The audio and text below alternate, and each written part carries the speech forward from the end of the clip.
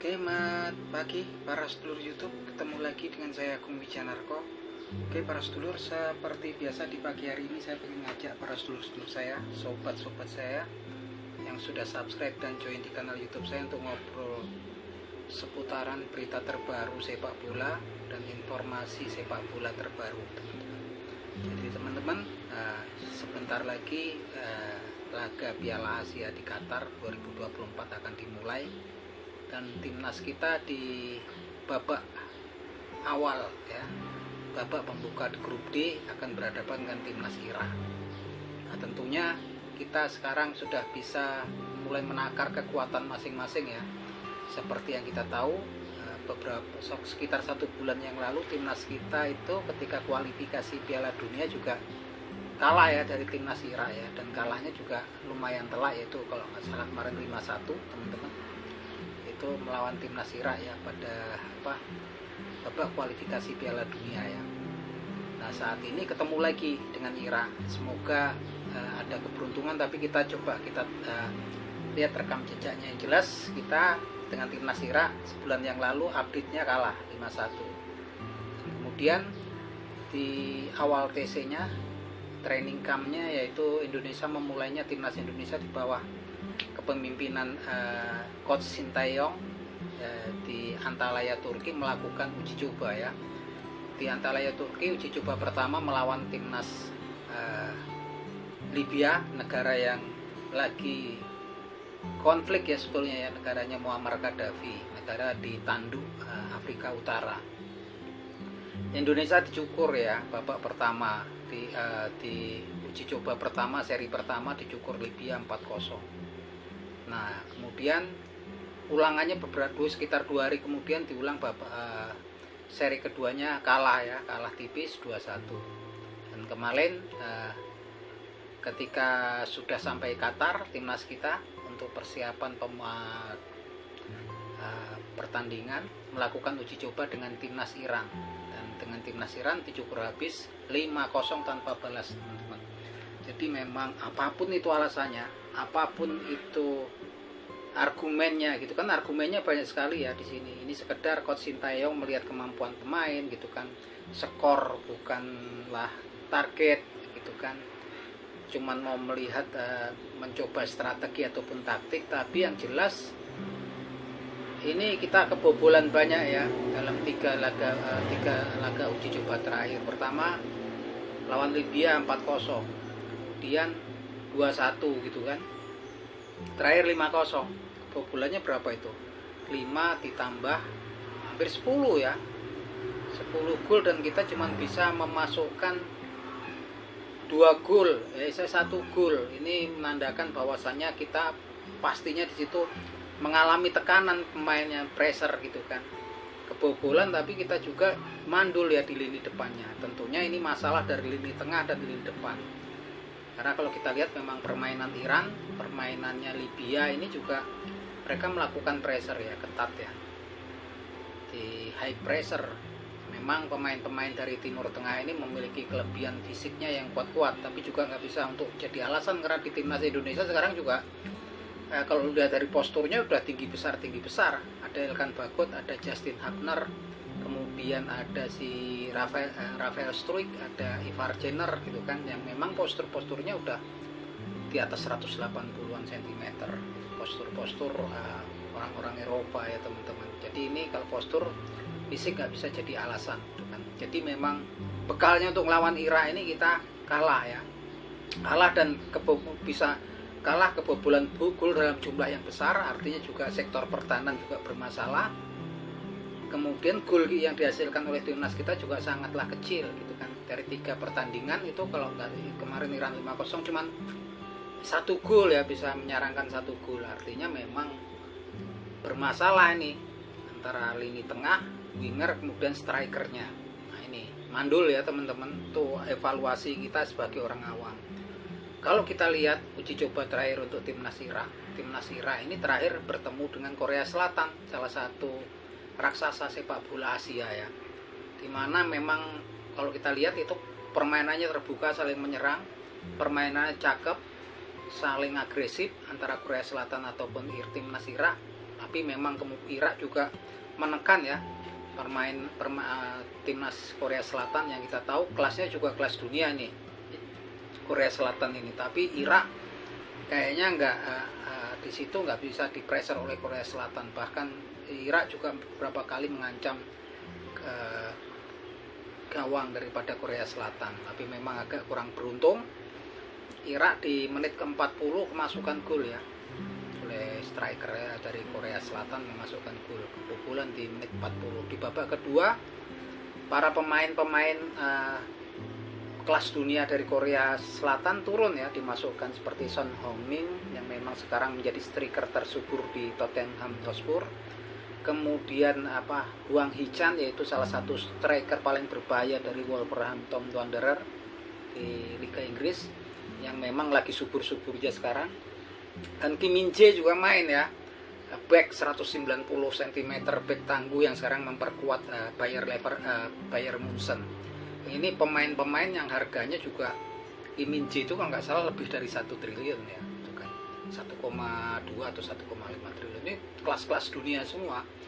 Di babak kedua ya, Korea Selatan gencar ya menekan Irak, tapi Irak juga bermain terbuka. Ini permainannya cakep banget, saling menyerang gitu kan, cakep semua, dan kontrol bolanya juga pemain-pemain Irak nih bagus banget. Tetapi memang gol nggak tercipta di babak kedua. Tapi yang jelas di sini salah satu bintang daripada Irak, pemain naturalisasi kelahiran Manchester, yaitu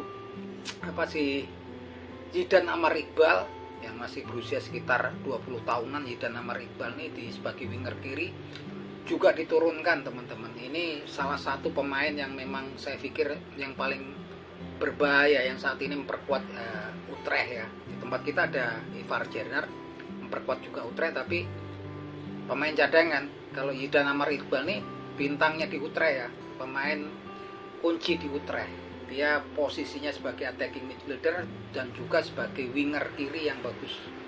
Nah ini kemudian juga salah satu strikernya di FC Wimbledon dari Irak tuh turun kan, Ali Ibrahim Karim El Hamadi, salah satu striker tersubur di AFC Wimbledon ya. Yang terakhir memang sudah tampil 38 kali bersama AFC Wimbledon, sudah mengemas 20 gol. Di AFC Wimbledon ini klub di Liga Championship Inggris ya. Dan Ali Ibrahim Karim El Hamadi ini luar biasa tajam ya, posturnya juga postur Eropa, keker. Dia orang Irak nih, Timur Tengah, kayaknya posturnya ini juga mirip-mirip orang Eropa lah. Dia tingginya Ali Ibrahim El Hamadi ini 187 cm, posturnya kekar, dia main bola atas bagus, tenaganya juga kuat ya. Untuk naluri mencetak golnya bagus. Kita lihat memang terakhir dia mencetak 20 gol dari 38 penampilan bersama Wolverhampton Wanderers. Nah ini bersama AFC Wimbledon. Sorry. Yang jelas permainannya seru, dan kalau kita lihat memang perfect nih Korea Selatan dan Irak. Nah di sini bekal Irak lumayan ya lawan raksasa Asia. Dia cuman kalah tipis dan mainnya juga imbang, saling menyerang. Kalah cuma 0-1 gitu kan. Indonesia bekalnya juga sangat buruk, kalah dari tim yang nggak begitu terkenal, bahkan negaranya lagi konflik yaitu Libya. Pertama kalahnya juga luar biasa telak 4-0, kedua tetap kalah walaupun mainnya mulai cantik 2-1, terakhir ketemu Iran 5-0. Apapun itu, yang jelas semua lini di tempat kita bermasalah. Kalau kita lihat daripada jumlah gol yang masuk di gawang Indonesia, itu artinya lini belakang, lini bertahan juga nggak bagus, nggak seperti yang udah digaung-gaungkan selama ini karena masuknya banyak pemain naturalisasi. Lini tengah dan lini sayap kanan kiri juga nggak bagus, karena dan strikernya juga mandul ya di sini, karena kita memang cuman menghasilkan 1 gol dari 3 laga terakhir. Nah ini teman-teman, memang PR buat Coach Sintayong, dan juga saya cukup prihatin sebagai supporter, sebagai penggemar fanatik timnas sepak bola Indonesia yang selalu menunggu hasil yang positif ya. Yang jelas memang kita mempertanyakan ya, memang kenapa sampai hingga saat ini pemain naturalisasinya fokusnya memang di pemain bertahan. Bahkan untuk kedepannya pun juga pendekatannya sepertinya juga banyak pemain bertahan gitu kan, seperti Kevin Dijk gitu kan, memang pemain-pemain yang memang cenderung di lini bertahan ya, Nathan Juaon segala macam. Terus di situ kemarin Jai Izes gitu kan. Saya nggak ngerti ya kenapa semua keinginan pelatih Sintayong itu juga diiakan sama PSSI. Arthur itu juga pakai evaluasi gitu kan. Saya juga berharap kedepannya memang PSSI untuk merekrut pemain-pemain yang tipe menyerang yang memiliki kemampuan dribble bola, memiliki ketenangan, memiliki keberanian untuk merobos penetrasi di pertahanan lawan. Bukan cuma sekedar kemudian pemain-pemain yang bermain kolektif ala Eropa. Tapi yang jelas Tom Haye kemungkinan akan udah bergabung nanti, sehingga untuk kualifikasi Piala Dunia berhadapan dengan timnas Vietnam mungkin akan siap. Dan juga Ratna Rorakmangun, saya pikir mungkin Bapak Erick Thohir juga akan merespon ini dengan cepat gitu kan. Dan saya berharap banget untuk jajaran timnas PSSI ataupun Bapak Erick Thohir ini ada yang sangat bagus. Keren banget si Melvin Manhoef ya, anaknya Milian Manhoef, anaknya Melvin Manhoef yang memang berpaspor Belanda Suriname dan dia ada darah Jawanya. Kalau memang kemudian bisa dibaca ya, bisa diambil oleh timnas kita, ini keren. Dia bisa dipasang sebagai winger kanan ataupun kiri. Dan juga ada Ilyas Alhaf ya, yang saat ini bermain untuk FC Noah di Armenia, klub Liga Divisi Utama Armenia. Ini blasteran Indonesia Maroko. Ini winger kanan kiri juga keren banget, pemain bertipe naluri menyerang, punya dribble bola yang bagus. Mungkin kedepannya akan dinaturalisasi ya. Dan yang gak kalah bagus ada Kasan Miryo, juga Belanda, berpaspor Belanda Suriname, keturunan Suriname. Dia fullback tapi dia bisa jadi wingback ya, bisa jadi winger ya. Kalau kita lihat dribblenya bagus banget. Dan untuk striker udah ada Anzi Zakiri ya, tim di Lausanne, Swiss. Ini salah satu striker tersubur di Lausanne yang memiliki paspor, dia keturunan Kosovo dan juga ada darah Indonesianya. Nyatakan sudah siap bergabung dengan timnas Indonesia. Saya pikir memang ini pilihan untuk speed resolusi ya. Dan karena kita nggak bisa menafikan dunia ini sekarang bergerak cepat gitu kan. Kalau kemudian cuma mengandalkan pembinaan, kaderisasi ataupun juga kompetisi yang bagus, tentunya akan cepat menurun nanti antusiasme masyarakat untuk nonton sepak bola, karena memang itu udah dimulai panjang ya, dari zaman Primavera di Italia, zamannya Kurniawan Dwi Julianto, kemudian ada program PSSI ya ketika pemain-pemain junior masuk di liga di Uruguay gitu kan, zamannya Evan Dimas Darmono. Ini udah berjalan panjang ya, memang udah berjalan, kompetisi juga udah berjalan. Dan saya juga menyarankan kepada saat ini Coach Sintayong gitu kan, bahwasanya jangan menutup mata untuk para pemain-pemain mungkin yang pemain-pemain asing yang bermain di Liga Indonesia gitu kan.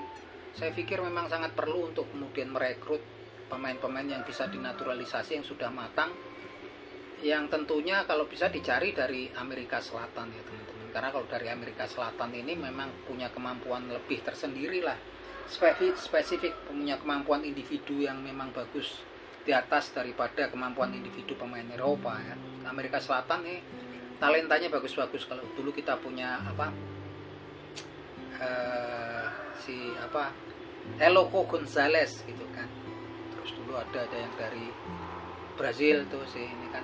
Ini juga Eloco dari Uruguay ya. Ini kan memang pemain-pemain ini mempunyai skill individu yang bagus gitu kan. Nah, ini saya berharap nggak cuma fokus dari negeri Belanda, tapi juga ngambil daripada pemain-pemain asing yang bisa dinaturalisasi, artinya udah tinggal di Indonesia 5 tahun dari liga lokal teman-teman. Oke, gitu aja teman-teman. Yang jelas kita berharap banyak dengan bekal yang kurang bagus ini bisa memacu semangat daripada pemain timnas Indonesia. Tapi yang kita lihat memang agak berat karena pemain kita ini pemain-pemain muda semua, Rafael Struijk, kemudian Ivar Jerner gitu kan ya, ada Sandy Walsh, ada Zain Patinama. Pemain-pemainnya ini pemain-pemain muda dan sepertinya belum menjadi pemain reguler di klubnya ya, seperti Ivar Jerner segala macam, Rafael Struijk.